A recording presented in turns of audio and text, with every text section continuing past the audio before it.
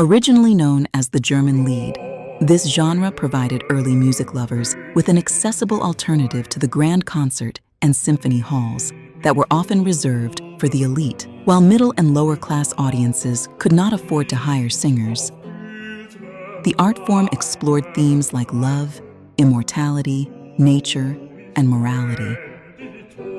Wolfgang Mozart was among the first to introduce this reflective expression through song. But it was the Romantic period, particularly with Franz Schubert, that saw the Lied reach new heights. Schubert composed over 900 Lieder, shaping the genre and inspiring generations of composers. Schubert enhanced the genre by coupling song and poetry, making the form relatable to its audience on an intimate level. Issues of heartbreak, longing, nature, and the social instability of the times were expressed. While the material was often lighthearted, composers also made space to address their disdain for political oppression.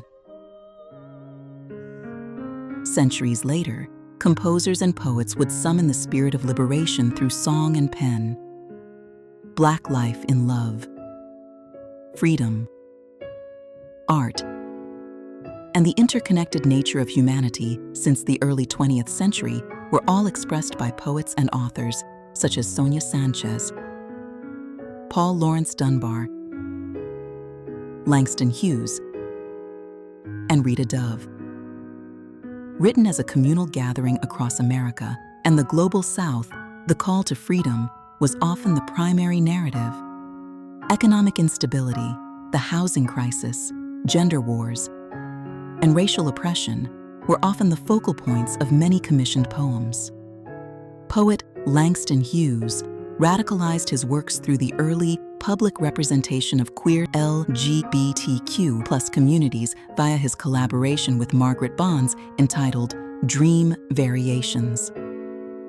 While the traditional art song is written for voice and piano within the classical sector, the expansive nature of art creates space for non-traditional works across certain communities.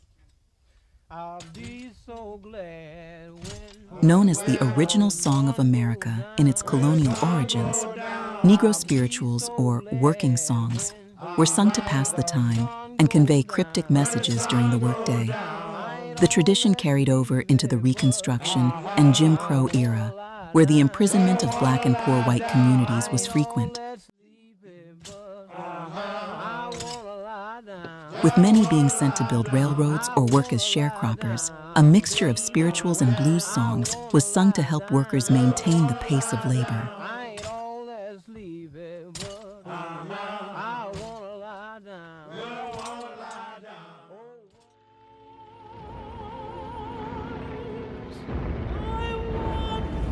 From Schubert to Sanchez, poetry's contribution to song amplified the Lied. Where the written word represents the voice of man in all its trials and triumphs, a composition amplifies its emotions. The collection of songs chosen for a recital represents the heart of the artist.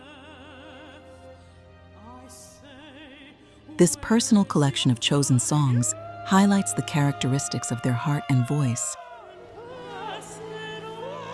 It, too, conveys a clarion call to their respective tribes and affirms their being.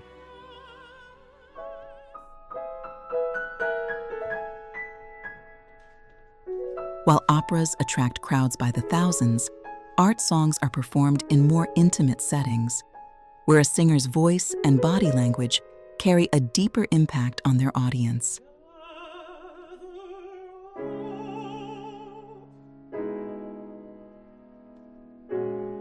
Attendees aren't just taking in a performance. They experience what makes a singer who they truly are. It's in a recital that you get the passion behind their art through song.